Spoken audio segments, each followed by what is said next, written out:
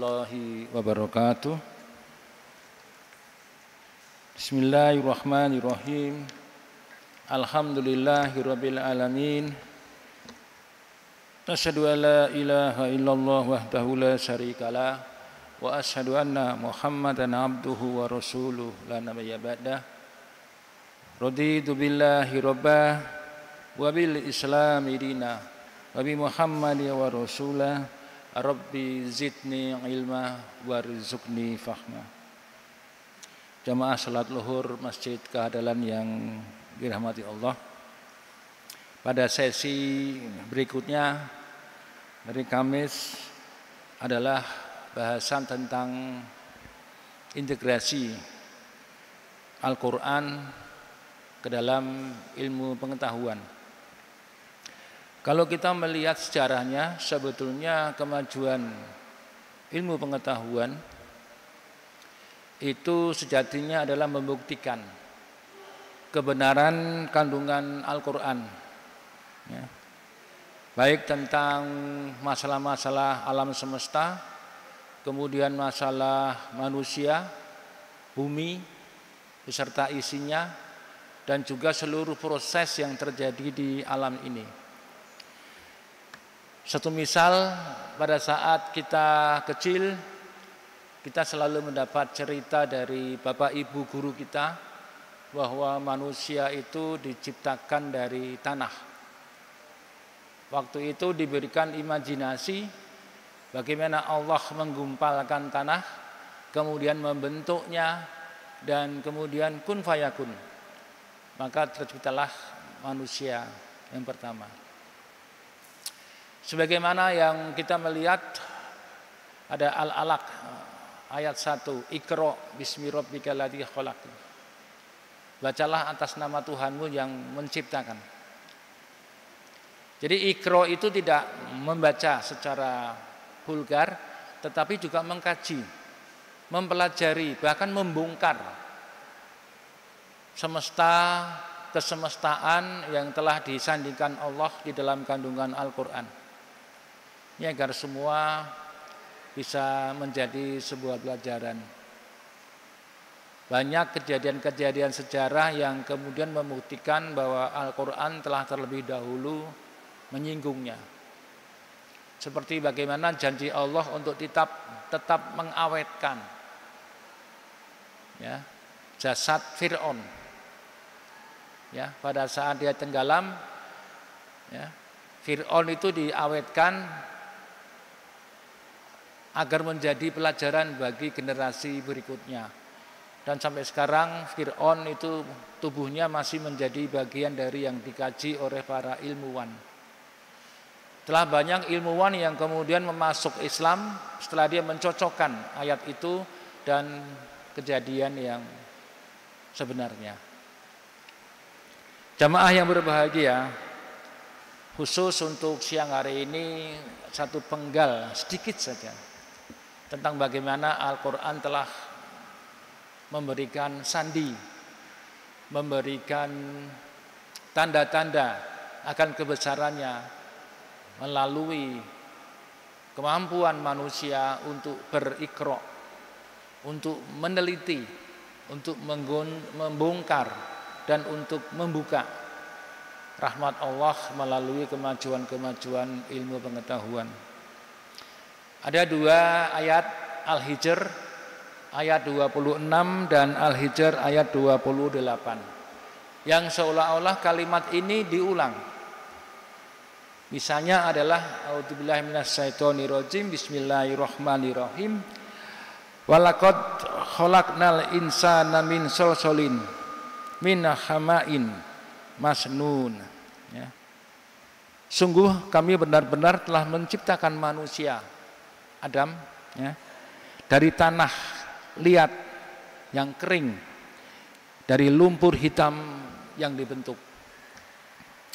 Kemudian diulangi juga pada Al-Hijr 28. Bismillahirrahmanirrahim. Wa itqala rabbuka lil malaikati inni khaliqun basaram min salsalin min hama'in masnun. Dan ingatlah ketika Tuhanmu berfirman kepada malaikat, sesungguhnya aku akan menciptakan seorang manusia dari tanah lempung yang kering, yang berasal dari lumpur yang hitam dan diberi bentuk. Satu ayat juga mengatakan bahwa manusia itu diciptakan Allah dari tanah, dari saripati tanah. Nah, sekarang kita melihat apa yang dinamakan dengan tanah.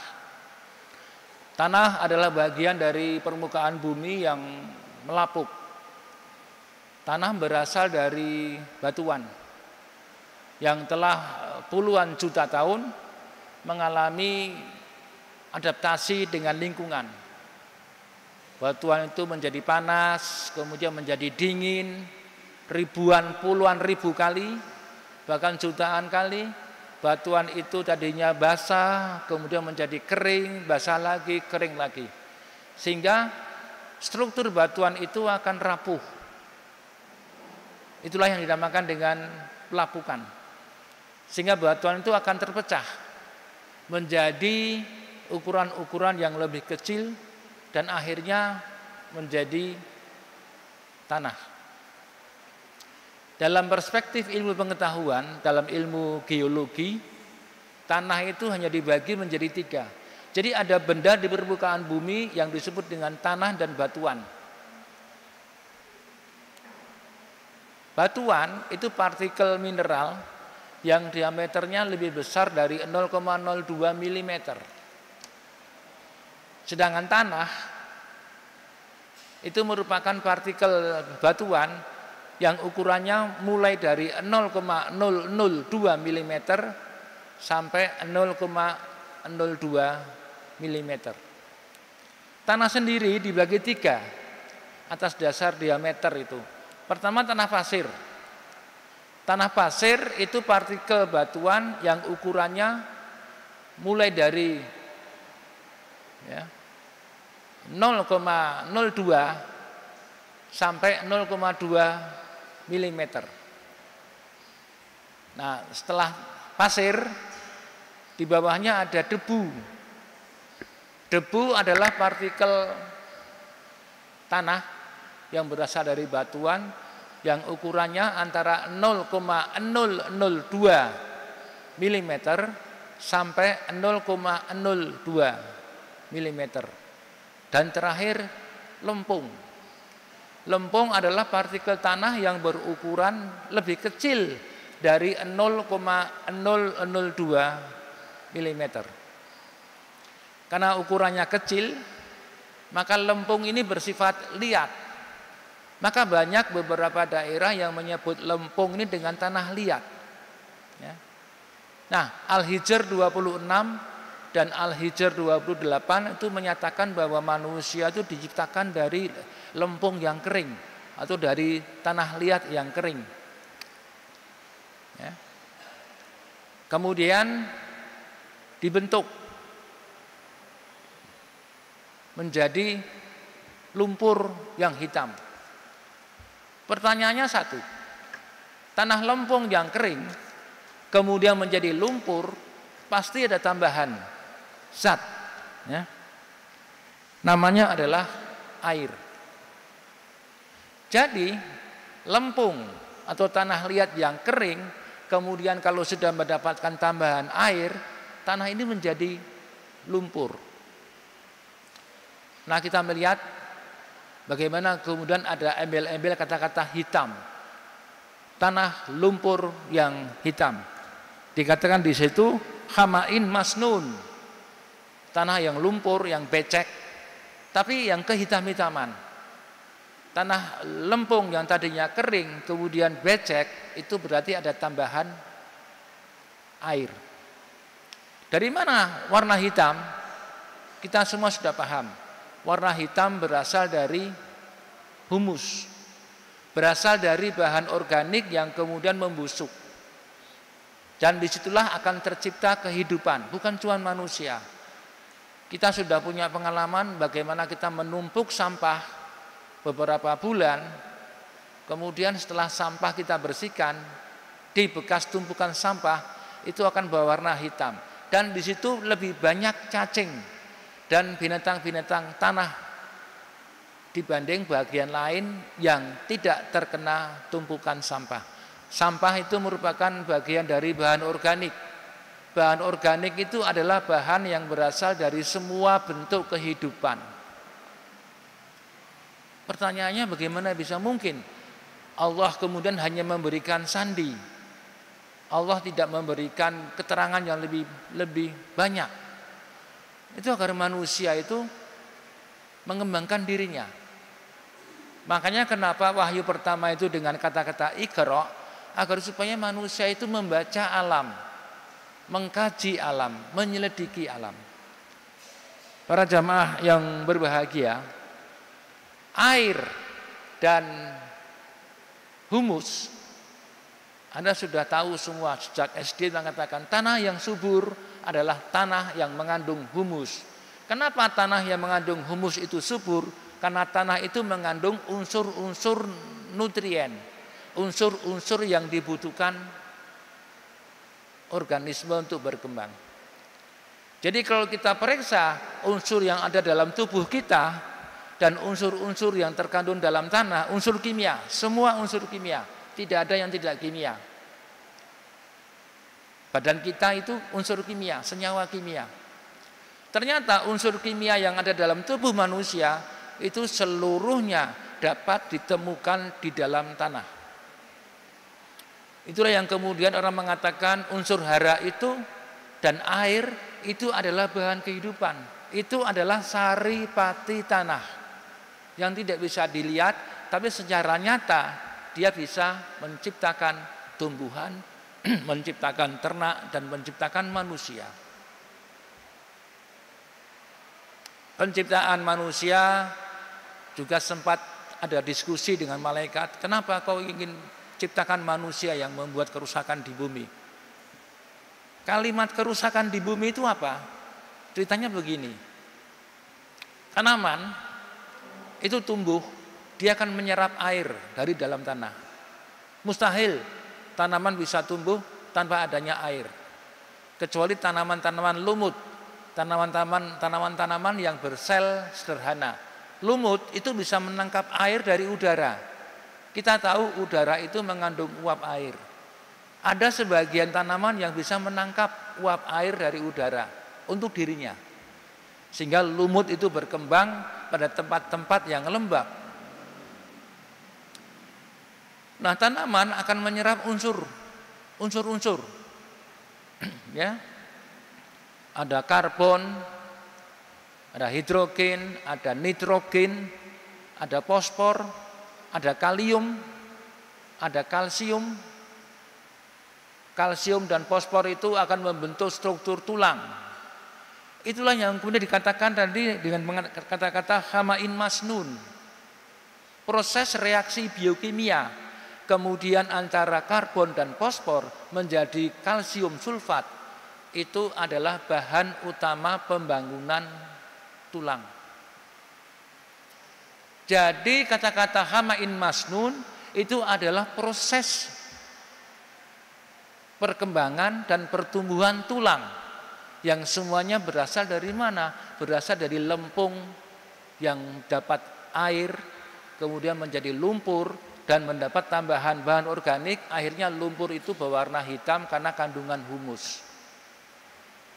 Makanya kan kita harus melihat, luar biasa sekali sandi yang diberikan Al-Quran agar supaya manusia tambah cerdas. Jadi menjadi sangat mustahil kenapa kemudian kalau kita meninggalkan Al-Quran, ya tentunya kita tidak akan pernah bertambah cerdas karena kita tidak bisa Iqra. Inilah yang kemudian menjadi satu kerahasiaan Allah yang membuat jiwa kita memeruntak. Ternyata masih banyak. Bahkan ada yang mengatakan kalaupun seluruh isi lautan dipakai untuk menjadi tinta untuk menuliskan rahmat Allah, niscaya lautan itu tidak akan pernah cukup sebagai tinta untuk menuliskan keseluruhan rahmat Allah. Para jamaah yang berbahagia, oleh karena itu secara kasat mata kita melihat tanah-tanah yang didominasi oleh pasiran, berpasir, itu tidak terlalu subur. Tapi tanah-tanah yang banyak mengandung lempung, tanah itu lebih subur, karena lebih mudah mengikat air, karena partikelnya yang kecil. Itu yang menyebabkan kenapa semen dibuat kecil ukurannya, seukuran lempung.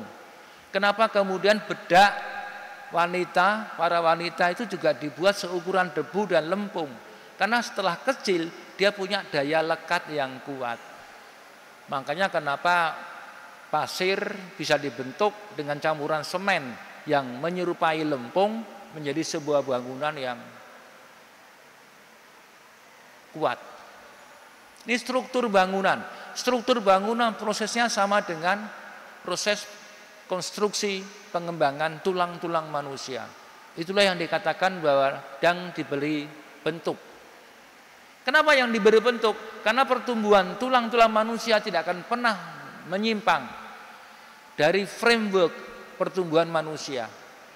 Tidak akan pernah mungkin selain kelainan genetik manusia itu punya kaki tiga.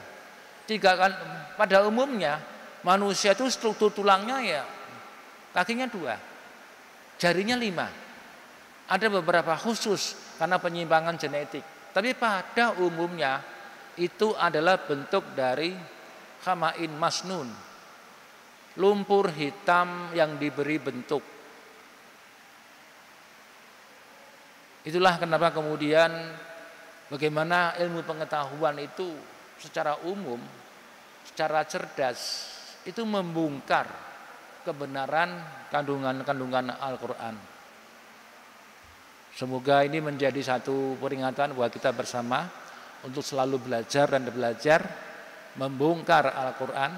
Kita bongkar kandungannya yang luar biasa dan itu menjadi amalan yang baik buat kita semua. Barangkali itu yang bisa saya sampaikan. Nasrun minallah wa fathun qarib wa basyiril mu'minin. Wassalamualaikum warahmatullahi wabarakatuh.